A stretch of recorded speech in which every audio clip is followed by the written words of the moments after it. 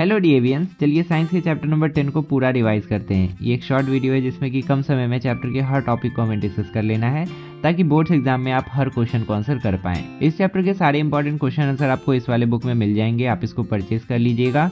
यहाँ पर view product का आइकन आपको दिख रहा होगा, उस पर क्लिक कीजिए, आपको फ्लिपकार्ट पे परचेज करने का लिंक मिल जाएगा। इसके अलावा अभी जो नोट्स हम लोग डिस्कस करेंगे उसका PDF भी आप डाउनलोड कर सकते हैं। इसके लिए आप हमारी वेबसाइट davguru.in को विजिट कर लीजिएगा। इस चैप्टर में सबसे पहले ह्यूमन आई का इंट्रोडक्शन दिया गया है जिसकी जरूरत है नहीं।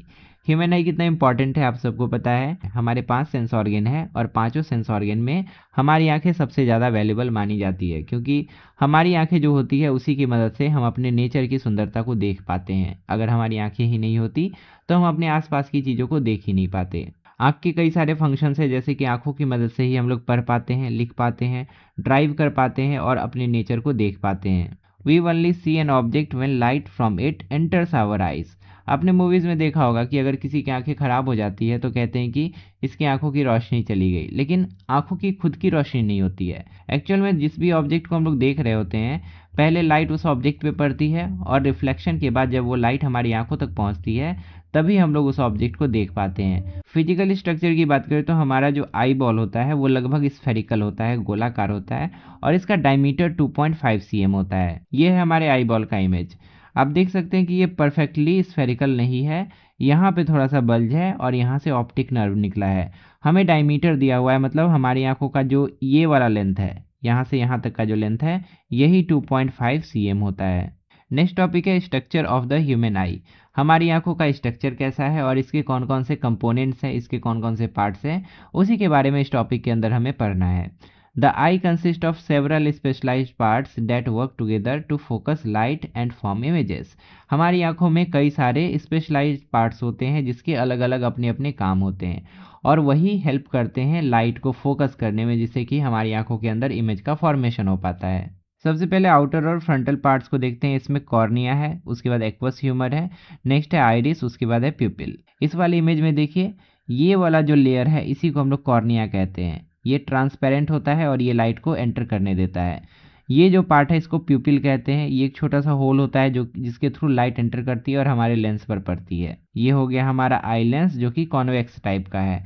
ये पैरेलल आने वाली लाइट रेज को क्या करेगी, ऐसे करके कन्वर्ज कर देगी और यहाँ पे इमेज का फॉर्मेशन होगा और इस पार्ट को हम लोग रेटिना कहते हैं। रेटिना पर ही इमेज का फॉर्मेशन होता है। नेक्स्ट है सिलियरी मसल। सिलियरी मसल हमारे आई लेंस के चारों तरफ से कनेक्टेड होता है। ये लेंस को मोटा करने में और लेंस को पतला करने में हेल्प करता है ताकि हमारी आंखें एडजस्ट अपने आप को कर सके और हमेशा इमेज इसी रेटिना पर बन सके। अगर ये अपने आप को एडजस्ट नहीं करेगी ना तो कभी इमेज यहाँ बन जाएगा, कभी इमेज यहाँ बन जाएगा, रेटिना पर बन ही नहीं पाएगा।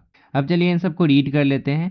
कॉर्निया हो गया a transparent curved tough front surface that acts as a protective layer. ये प्रोटेक्टिव लेयर की तरह काम करता है, हमारी आंखों के फ्रंट में ये पाया जाता है। It is whitish in colour, ये वाइटिश कलर का होता है and is only tissue in the body without blood vessel. इसमें ब्लड वेसल नहीं पाया जाता है और ये एकलौता ऐसा टिश्यू है जिसमें कि ब्लड वेसल नहीं होता है, वहाँ तक ब्लड नहीं पहुँचता है।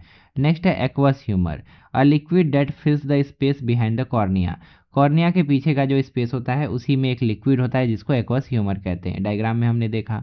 नेक्स्ट है आइरिस। आइरिस एक डार्क कलर का मस्कुलर डायफ्राम होता है बिहाइंड द कॉर्निया, कॉर्निया के पीछे। ये जो हम बनाए थे ना, ये इस तरह का डायफ्राम होता है।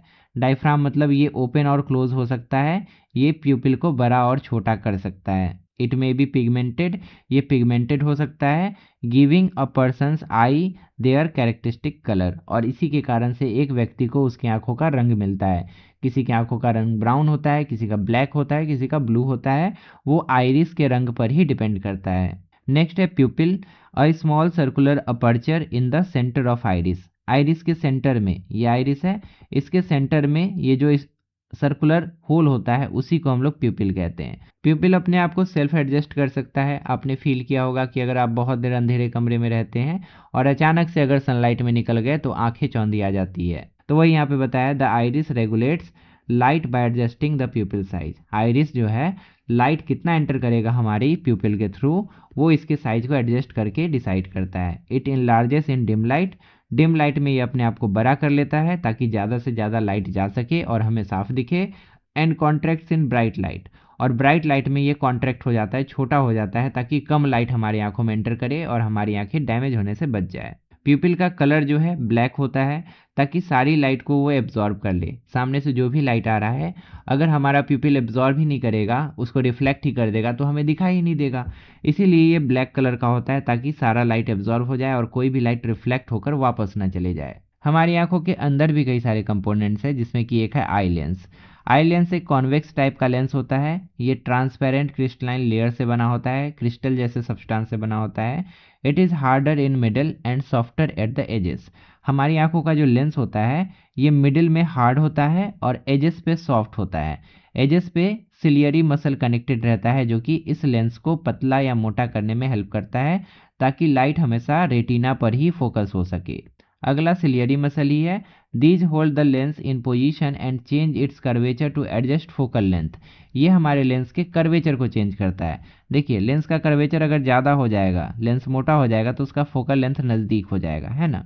और लेंस का अगर कर्वेचर पतला हो गया, इस तरह से लेंस हो गया, तो उसका फोकल लेंथ दूर हो जाएगा, दूर में जाकर लाइट कटेगी। हमारी आंखों का लेंस इसी तरह से एडजस्ट होता है, और इसको एडजस्ट करने का काम सिलियरी मसल ही करता है। हमारी सिलियरी मसल सबसे ज़्यादा एक्टिव मसल होती है पूरे ह्यूमन बॉडी में। अगला है रेटिना। रेटिना हमारी आंखों के लिए स्क्रीन की तरह काम करता है, और इस पे रियल और इन्वर्टेड इमेज हमेशा बनता है। रियल और इन्वर्टेड होने का क्या मतलब हुआ? जब लेंस से लाइट जाती है, रिफ्रैक्ट होती है, तो सच में यहाँ पे कटती है रेटिना के पास, और यहाँ पे इमेज का फॉर्मेशन करती है। इसीलिए हम इस इमेज को रियल इमेज कहेंगे। और इन्वर्टेड का मतलब क्या हुआ? इन्वर्टेड का मतलब ये हुआ कि अगर ऑब्जेक्ट ऐसा है तो इमेज का फॉर्मेशन उल्टा होता है। फिर हमें सब कुछ उल्टा क्यों नहीं दिखाई देता? क्योंकि हमारा ब्रेन इसको प्रोसेस करता है और फिर हमें ऐसा फील करवाता है जैसे कि हम लोग ऑब्जेक्ट को उसके रियल साइज में ही देख रहे हैं, और वो हमारे सामने सीधा ही खड़ा है। ये हमारे ब्रेन का खेल है। एक्चुअल में हमारे आंखों के रेटिना पे वैसा इमेज नहीं बनता जैसा हम लोग देख पाते हैं। It is a delicate membrane containing an enormous number of photo receptors. हमारा रेटिना काफ़ी डेलिकेट यानी कि काफ़ी नाजुक होता है, और इसमें बहुत सारे फोटो रिसेप्टर्स होते हैं, जो कि लाइट को रिसीव करते हैं और सिग्नल्स में कन्वर्ट करके हमारे ब्रेन तक भेज देते हैं। ये जो फोटो रिसेप्टर्स होते हैं जो कि लाइट को रिसीव करते हैं, ये दो तरह के होते हैं।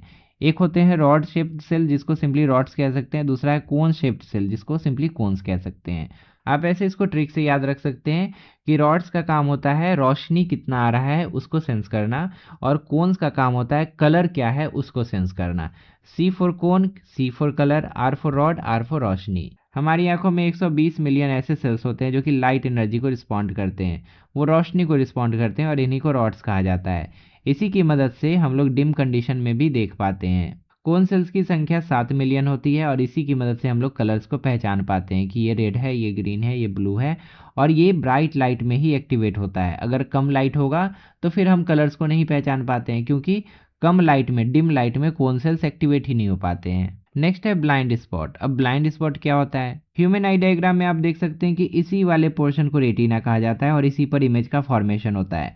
यहीं पर रॉड सेल्स भी पाए जाते हैं और कोन सेल्स भी पाए जाते हैं, जो कि ब्राइटनेस और कलर्स को रिस्पॉन्ड करते हैं, और उस सिग्नल को ऑप्टिक नर्व के थ्रू हमारे ब्रेन तक भेज देते हैं। लेकिन ऑप्टिक नर्व जहाँ से हमारी आई बॉल को एग्जिट करता है, यहाँ पे कोई भी रॉड सेल नहीं पाया जाता और ना ही कोई कोन सेल पाया जाता है। तो अगर इस पोर्शन पे कोई इमेज का फॉर्मेशन होगा तो वो इमेज हमें दिखाई नहीं देगा। इसीलिए इस वाले पोर्शन को हम लोग ब्लाइंड स्पॉट कहते हैं। अच्छा, जब भी हम लोग किसी ऑब्जेक्ट को देखते हैं तो उसका इमेज हमारे रेटिना पे बनेगा, और उसका कोई तो पोर्शन होगा ना जो कि ब्लाइंड स्पॉट पे बनेगा।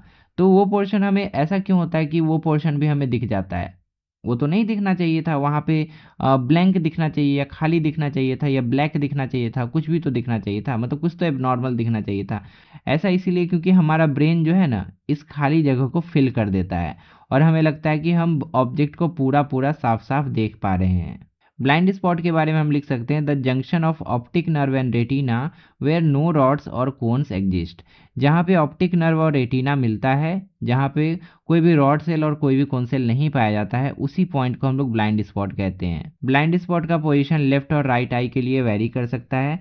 इसको चेक करने के लिए हम एक्टिविटी भी करवाए थे। आपके बुक में एक एक्टिविटी दिया था जिसमें कि एक पेपर लेना है, उसमें एक तरफ क्रॉस मार्क करना है और एक तरफ सर्कल मार्क कर देना है। अब आपको अपने लेफ्ट आई को बंद करना है और राइट आई से लेफ्ट वाले इमेज को देखना है, और एक हाथ की दूरी पर इस पेपर को रखना है। धीरे धीरे आप इस पेपर को नज़दीक लाएंगे, आपको इस पर नज़र गड़ा के रखना है और हल्का विजन आपको इसका भी दिखेगा, लेकिन एक समय के बाद आपको ये दिखना बंद हो जाएगा। जैसे ये आपको दिखना बंद हो जाएगा, इसका मतलब आप समझ लीजिए कि इसका जो इमेज है ना आपके ब्लाइंड स्पॉट पे बनने लगा। ऑक्टोपस की आंखों में ब्लाइंड स्पॉट नहीं होता है क्योंकि ऑप्टिक नर्व उसके रेटिना को क्रॉस नहीं करता है। तो एक इंपॉर्टेंट पॉइंट दिया था बुक में, आप इसको भी याद रखिएगा। नेक्स्ट टॉपिक है वर्किंग ऑफ द ह्यूमन आई। हमारी आंखें काम कैसे करती है। सबसे पहले तो ऑब्जेक्ट से आता हुआ लाइट हमारी आंखों में एंटर करता है। ये हमारी आंखों में कॉर्निया और प्यूपिल के थ्रू एंटर करता है। उसके बाद इमेज का फॉर्मेशन होता है। हमारी आंखों का जो लेंस है वो लाइट को कन्वर्ज करता है। हमारी आंखों में कौन सा लेंस है, हमारी आंखों में कॉन्वेक्स लेंस है। ये लाइट को इस तरह से कन्वर्ज करता है और एक रियल, इन्वर्टेड और डिमिनिश्ड इमेज बनाता है। रियल मतलब सच में लाइट जाके एक दूसरे को इंटरसेक्ट करती है रिफ्रैक्शन के बाद और इमेज का फॉर्मेशन करती है। उसके बाद इन्वर्टेड यानी कि ऑब्जेक्ट ऐसा होता है तो हमारी आंखों के रेटिना पे ऐसा इमेज बनता है।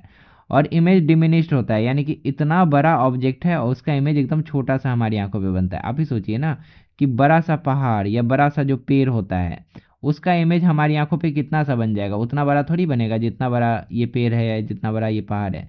उसका इमेज हमारी आंखों पे एकदम छोटू सा बनता है। हमारी आंख ही इतनी छोटी है तो बड़ा इमेज बनेगा भी कैसे। उसके बाद जो इमेज बनता है उसको सिग्नल्स में कन्वर्ट करके उसको ट्रांसमिट किया जाता है हमारे ब्रेन्स तक। Activated light signal cell generate electrical signal sent to the brain via optic nerve. Optic nerve से ये सिग्नल हमारे ब्रेन तक पहुंचता है। उसके बाद ब्रेन इसको इंटरप्रेट करता है। The brain interprets this signal so we perceive an erect image of the same size as the object. उसके बाद वो जो इमेज बना था छोटा सा और उल्टा, वो हमें सीधा दिखने लगता है और रियल साइज में हमें दिखने लगता है। तो इस तरह से किसी भी ऑब्जेक्ट को हम लोग देख पाते हैं। नेक्स्ट टॉपिक है परसिस्टेंस ऑफ विजन। परसिस्टेंस का क्या मतलब हुआ। The impression of an image remains on retina for about 1/16 of a second after the object is removed. अगर हम अपनी आंखों के सामने एक ऑब्जेक्ट को रखें और उसको हटा दें तो उसका इमेज हमारी आंखों के रेटिना पर 1 सेकेंड के 16वें भाग तक बना रहता है। अगर आप 1 सेकेंड के समय को 16 हिस्सों में बांट दें तो जितना समय आपको मिलेगा ऑब्जेक्ट हटने के बाद भी उतने सेकेंड तक हमारी आंखों के रेटिना पर उसका इमेज बना रहता है। यही कारण है कि अगर हमारी आंखों के सामने हर सेकेंड 16 से ज़्यादा इमेजेस दिखाए जाएं तो हमें मोशन होता हुआ दिखता है। जैसे कि जितने भी एनिमेशन वीडियोस होते हैं ना, एक्चुअल में वो फोटोज़ ही होते हैं। इवन जो वीडियोस होते हैं वो भी फोटोज़ ही होते हैं। अलग अलग फ्रेम उसमें होता है और हर फ्रेम को चलाया जाता है एक के बाद एक। जैसे कि मूवीज जो बनता है ना उसको 24 इमेजेस पर सेकेंड प्रोजेक्ट किया जाता है। हर सेकेंड 24 इमेजेस दिखाए जाते हैं एक के बाद एक और हमें लगता है कि वो वीडियो चल रहा है। उसी तरह से आप अपने फ़ोन का कैमरा खोलिएगा और उसमें आपको ऑप्शंस आएंगे 60 FPS पे रिकॉर्ड करने का, 120 FPS पे रिकॉर्ड करने का। इसका मतलब क्या हुआ कि जब वीडियो बनेगा और जब आप उसको प्ले करेंगे तो उस वीडियो में अगर आपने 60 FPS में उसको रिकॉर्ड किया है तो इसका मतलब ये हुआ कि जब वो वीडियो प्ले होगा तो 1 सेकेंड में 60 अलग अलग फ़ोटोज़ आपको दिखाए जाएंगे और हमारी आंखों को लगेगा कि वो वीडियो चल रहा है, इमेज नहीं दिखाया जा रहा है। नेक्स्ट टॉपिक है रेंज ऑफ विज़न। हम लोग कहाँ से कहाँ तक देख पाते हैं। हमारे लिए जो नियर पॉइंट है, जो लोएस्ट डिस्टेंस है जहाँ तक ऑब्जेक्ट को रख के हम लोग साफ साफ देख पाते हैं, वो है 25 सेंटीमीटर। और हमारे लिए जो फार पॉइंट है, सबसे दूर पॉइंट जहाँ तक हम लोग देख पाते हैं, वो है इन्फिनिटी। हम लोग अनंत तक देख पाएंगे और अगर नज़दीक रखा जाए तो मिनिमम हमें 25 सेंटीमीटर की दूरी पर रखना ही पड़ेगा। तभी बिना स्ट्रेन के, बिना मेहनत किए हम साफ साफ ऑब्जेक्ट को देख पाएंगे। नेक्स्ट टॉपिक है रेंज ऑफ विज़न। हम लोग कहाँ से कहाँ तक देख पाते हैं। हमारे लिए नियर पॉइंट है 25 सेंटीमीटर। अगर आपको साफ साफ बिना स्ट्रेन के किसी ऑब्जेक्ट को देखना है तो आपको कम से कम 25 सेंटीमीटर की दूरी बनानी पड़ेगी। और फार पॉइंट हमारे लिए क्या है, यह है इन्फिनिटी। हम लोग अनंत तक के ऑब्जेक्ट्स को आसानी से साफ साफ देख सकते हैं। हमारी आंखों के इसी पावर को पावर ऑफ एकोमोडेशन कहते हैं।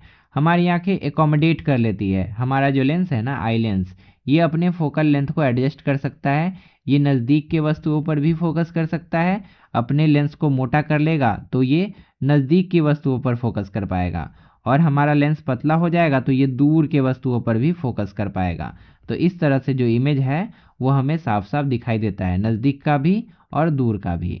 अब रेंज ऑफ विजन किसको बोलेंगे, the distance between the near point and far point is called range of vision. Simple सी बात है, नियर पॉइंट और फार पॉइंट के बीच का जो दूरी है उसी को रेंज ऑफ विजन बोला जाएगा। यानी कि मिनिमम 25 सेंटीमीटर से लेकर मैक्सिमम इन्फिनिटी तक। नेक्स्ट टॉपिक है डिफेक्ट्स ऑफ विजन। हमारी आंखों में डिफेक्ट क्या क्या हो सकते हैं। पहला डिफेक्ट है मायोपिया और दूसरा है हाइपरमेट्रोपिया। इन दोनों को इमेजेस से समझते हैं, ज़्यादा बेहतर आपको समझ में आएगा। मायोपिया को हम लोग नियर साइटेडनेस भी कहते हैं या निकट दृष्टि दोष भी कहते हैं। अब निकट दृष्टि दोष का मतलब ये नहीं हुआ कि नज़दीक का नहीं दिखता है, इसमें नहीं। निकट दृष्टि दोष का मतलब हुआ कि दूर का नहीं दिखता है। और दूर दृष्टि दोष यानी कि हाइपरमेट्रोपिया या जिसको फार साइटेडनेस कहते हैं, उसका मतलब ये हुआ कि उसमें नज़दीक का नहीं दिखता है। अब ये नाम उल्टा पुल्टा क्यों रखा गया है। नाम उल्टा पुल्टा नहीं रखा गया है, आप समझ ही उल्टा रहे हैं। तो हम आपको अच्छे से समझाते हैं, आप इसको याद रखिएगा। अगर हमारी आंखों में मायोपिया नहीं होता तो दूर से जो लाइट रे आती है वो यहाँ पे पैरेलली आती, हमारी लेंस से उसका रिफ्रैक्शन होता और ये यहाँ पर हमारे रेटिना पर इमेज का फॉर्मेशन करती। लेकिन इमेज का फॉर्मेशन रेटिना पर न होकर लेंस के नज़दीक ही हो जाता है। रेटिना पर होना चाहिए था ना, तो लेंस के नज़दीक होता है। इसी कारण से इसको नियर साइटेडनेस कहते हैं। दूर का ऑब्जेक्ट यहाँ पे साफ साफ नहीं दिख पाता क्योंकि दूर के ऑब्जेक्ट का इमेज लेंस के नज़दीक ही बन जा रहा है, रेटिना पे नहीं बन पा रहा है। तो इमेज कहाँ बन रहा है, इस कारण से उसका नाम रखा गया है। ऑब्जेक्ट कहाँ है, इस कारण से उसका नाम नहीं रखा गया है। अब ये इमेज का फॉर्मेशन जो है लेंस के नज़दीक हो रहा है, मतलब ये जो लेंस है ना बहुत ज़्यादा कर्व हो चुका है। अब हमें इस लेंस को पतला करना है, तो क्या आप आंखों के लेंस को दबाकर पतला करने जाएंगे, नहीं ना। हम इसको कैसे पतला कर सकते हैं, ये जो लेंस है इसका अपोजिट वाला लेंस इसके आगे लगा देंगे तो अपने आप इसका जो पावर है कम हो जाएगा। तो हम क्या करेंगे, इसका अपोजिट लेंस यहाँ पे लगा देंगे और ये क्या करेगा, पहले थोड़ा सा लाइट को ऑलरेडी फैला देगा, है ना। आंखों में एंटर करने से पहले ही ये लाइट को फैला देगा और उसके बाद रिफ्रैक्शन के बाद ये आराम से इस वाले रेटिना पे कट करके इमेज का फॉर्मेशन करेगा। तो इस तरह से मायोपिया या नियर साइटेडनेस या निकट दृष्टि दोष को करेक्ट किया जा सकता है यूजिंग अ कॉनकेव लेंस। अब देखिए हाइपरमेट्रोपिया क्या होता है। हाइपरमेट्रोपिया में नज़दीक का ऑब्जेक्ट जो है ना वो साफ साफ नहीं दिखने लगता है। अब नॉर्मली होना क्या चाहिए था, यहाँ पे ऑब्जेक्ट है नियर पॉइंट पे, यहाँ से लाइट गया, ऐसे गया और इसको कटना चाहिए था हमारे रेटिना पे। लेकिन ये जो हमारा लेंस है ना ये ज़रूरत से ज़्यादा पतला हो गया है। अब ज़रूरत से ज़्यादा पतला हो जाने के कारण इसका जो फोकल लेंथ है ये दूर हो जाएगा। लेंस जितना ज़्यादा पतला होगा उसका फोकल लेंथ उतना ही दूर होगा, और लेंस जितना ज़्यादा मोटा होगा उसका फोकल लेंथ उतना ही पास होगा। तो ये लेंस पतला हो गया है, इस कारण से इसका फोकल लेंथ बढ़ गया है। अब ये इमेज को यहाँ पे कटवा रहा है, लेंस से दूर जाकर कटवा रहा है, इसीलिए हम इसको फार साइटेडनेस कहते हैं। ठीक है, लेंस से दूर इमेज का फॉर्मेशन हो रहा है, फार साइटेडनेस कहते हैं या दूर दृष्टि दोष कहते हैं या हाइपरमेट्रोपिया कहते हैं। इसका 3 नाम है। अब इसको करेक्ट कैसे करेंगे, लेंस तो पतला हो चुका है, बहुत ज़्यादा दूर में इमेज का फॉर्मेशन हो रहा है क्योंकि पतले लेंस का फोकल लेंथ ज़्यादा होता है। तो जब लेंस पतला हो चुका है तो हम क्या करेंगे, इसको मोटा करेंगे। अब इसको मोटा करने के लिए क्या, हम जाके आंखों के लेंस को दबाएंगे, प्रेस करेंगे, नहीं ना। हम क्या करेंगे, इसी के जैसा एक और लेंस लगा देंगे। तो अब दोनों इफेक्टिवली मोटा लेंस बन जाएगा, है ना। इसी के जैसा एक और लगा देंगे तो पावर बढ़ जाएगा ना इसका। तो यहाँ पे इसी के जैसा एक और लेंस लगा देंगे, तो इस तरह से हमारा हाइपरमेट्रोपिया करेक्ट हो जाएगा। अब देखिए ये लाइट को जितना मोड़ना चाहिए था नहीं मोड़ पा रहा था ना, इसको तो और ज़्यादा मोड़ना चाहिए था ताकि यहाँ पे कट जाए। अब क्या होगा कि थोड़ा सा ये मोड़ देगा और थोड़ा सा ये मोड़ देगा, दोनों मिल के इसको मोड़ेगा और लाइट को सही जगह पे कटवा देगा और इमेज का फॉर्मेशन यहाँ होने लगेगा। तो इस तरह से हम लोग इसको करेक्ट कर सकते हैं। तो याद रखिए, मायोपिया के लिए कॉनकेव लेंस यूज़ करते हैं करेक्ट करने के लिए, और हाइपरमेट्रोपिया के लिए कॉन्वेक्स लेंस यूज़ करते हैं करेक्ट करने के लिए। कुछ और कंडीशंस है जिसमें कि देखने में दिक्कत हो सकती है, जैसे कि कैटरेक्ट। कैटरेक्ट को हम लोग मोतियाबिंद भी कहते हैं। इसमें आंखों का लेंस जो है हेजी हो जाता है या तो ओपेक हो जाता है, वो धुंधला हो जाता है, या उसके ऊपर एक लेयर जम जाता है जिससे कि आर पार लाइट पास ही नहीं कर पाती है, हमारी आंखों के अंदर वो एंटर ही नहीं कर पाती है और इमेज का फॉर्मेशन हो ही नहीं पाता है। ये यूजुअली ओल्ड एज में होता है, बुढ़ापे में होता है, और इसके लिए आंखों का लेंस को रिप्लेस करना पड़ता है एक आर्टिफिशियल लेंस से, जिसको हम लोग मोतियाबिंद का ऑपरेशन कहते हैं। अगला है कलर ब्लाइंडनेस। कलर ब्लाइंडनेस एक ऐसा जेनेटिक डिसऑर्डर है जिसमें कि एक पर्सन के आंखों में कोन सेल्स की कमी होती है, जिसकी वजह से कलर्स को पहचानने में उसको काफ़ी दिक्कत होती है, इसी को हम लोग कलर ब्लाइंडनेस कहते हैं। नेक्स्ट है नाइट ब्लाइंडनेस। नाइट ब्लाइंडनेस तब होता है जब एक व्यक्ति को डिम लाइट में देखने में दिक्कत होती है क्योंकि उसकी आंखों में रॉड सेल्स की कमी होती है। रॉड सेल्स कम है तो वो रोशनी को रिस्पॉन्ड ही करने वाले नहीं है, तो दिखेगा कहाँ से कम रोशनी में। तो इसी को हम लोग नाइट ब्लाइंडनेस कहते हैं। और नाइट ब्लाइंडनेस को दूर रखने के लिए हम लोग विटामिन ए का सेवन कर सकते हैं। अगला टॉपिक है केयर ऑफ द आइज। आंखों का ध्यान कैसे रख सकते हैं? हमें रेगुलर चेकअप कराते रहना चाहिए। हमें करेक्टेड स्पेक्टिकल्स यूज़ करना चाहिए ताकि हमें साफ साफ दिखाई दे सके। हमें डायरेक्टली सन को नहीं देखना चाहिए या पावरफुल लाइट सोर्स को नहीं देखना चाहिए। हमें इंश्योर करना चाहिए कि जब भी हम लोग पढ़ या लिख रहे हैं तो सफिशिएंट लाइट होना चाहिए ताकि हमारे आंखों पे जोर ना पड़े। हमें कंटिन्यूसली कंप्यूटर या टीवी नहीं देखना चाहिए। हमें एक बैलेंस डाइट लेना चाहिए जिसमें कि विटामिन ए भी अवेलेबल हो। और हमें अपनी आंखों को फ्रीक्वेंटली धोते रहना चाहिए क्लीन वाटर से। ये सारी चीज़ें अगर हम करते हैं तो हमारी आंखों का हेल्थ बना रहेगा और हम लोग जीवन भर साफ साफ देख पाएंगे। अगला टॉपिक है विजुअली चैलेंज पर्सन। ऐसे व्यक्ति जिसे देखने में दिक्कत होती है उन्हें हम लोग विजुअली चैलेंज कहते हैं। अब ये देखने में दिक्कत होती क्यों है, किस कारण से ऐसा प्रॉब्लम क्रिएट होता है? ऐसा प्रॉब्लम अलग अलग तरह के इलनेसेस के कारण क्रिएट हो सकता है, जैसे कि डायबिटीज़ के कारण, ग्लाउकोमा के कारण, कैटरैक्ट के कारण, विटामिन ए की कमी हो गई उसके कारण, जेनेटिक्स पर भी ये डिपेंड करता है, और अगर एक्सीडेंट हो गया उस कारण से भी विजन लॉस हो सकता है। विजन लॉस के बाद एक व्यक्ति धीरे धीरे अडेप्ट कर लेता है। उसके दूसरे सेंसेस काफ़ी तेज होने लगते हैं, जैसे कि वो टच करके तुरंत पहचान जाता है कि सामने क्या रखा हुआ है, स्मेल करके भी पहचान सकता है, और सुन कर भी चीज़ों को पहचान सकता है कि किस चीज़ की आवाज़ आ रही है। तो इस तरह से अगर एक सेंस जाता है तो दूसरे सेंसेस जो है ऑटोमेटिकली शार्प हो जाते हैं। अगला टॉपिक है एड्स फॉर विजुअली चैलेंज्ड। ऐसे लोग जिनको देखने में दिक्कत होती है उनको हम क्या क्या ऐड दे सकते हैं जिसकी मदद से उन्हें देखने में दिक्कत ना हो, या अगर वो देख ही नहीं पा रहे हैं तो वो दूसरे सेंसेस को अच्छे तरह से यूज़ कर पाए चीज़ों को समझने में। तो ये दो तरह के होते हैं। अगर एक व्यक्ति साफ एकदम नहीं देख पा रहा है, कंप्लीट ब्लाइंडनेस अगर उसको है, तो वो नॉन ऑप्टिकल एड्स का इस्तेमाल कर सकता है, जिसमें कि एक है टेक्चुअल और दूसरा है ऑडिटरी। टेक्चुअल एड्स क्या होते हैं? जिसको छू कर सेंस किया जा सकता है, जैसे कि ब्रेल सिस्टम। ब्रेल सिस्टम एक ऐसा सिस्टम है जिसमें कि एक व्यक्ति छू कर पता लगा सकता है कि क्या लिखा हुआ है। दूसरा है ऑडिटरी।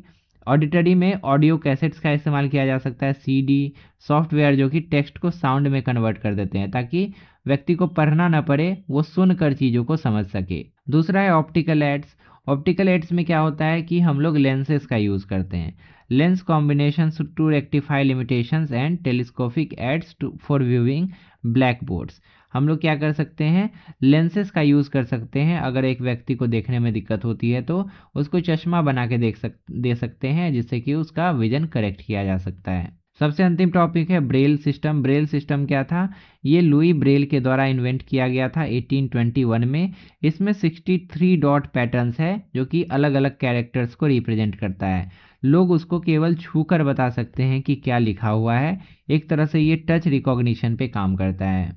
फाइनली हमने इस चैप्टर को पूरा रिवाइज कर लिया। इंपॉर्टेंट क्वेश्चन आंसर आपको इस वाले बुक में मिल जाएंगे, आप इसको परचेज कर लीजिएगा। यहाँ पर व्यू प्रोडक्ट का आइकन है, उस पर क्लिक कीजिए, आपको फ्लिपकार्ट का लिंक मिल जाएगा। लेफ्ट साइड में क्लिक करके आप प्लेलिस्ट ओपन कर सकते हैं जहाँ पर आपको ऐसे ही हर चैप्टर का वीडियो मिल जाएगा, और राइट साइड में क्लिक करके आप अगला वीडियो देख सकते हैं। फिलहाल इस वीडियो में इतना ही, मिलता है अगली क्लास में एक नए चैप्टर के साथ। तब तक के लिए अपना ध्यान रखिए और अच्छे से पढ़ाई करते रहिए।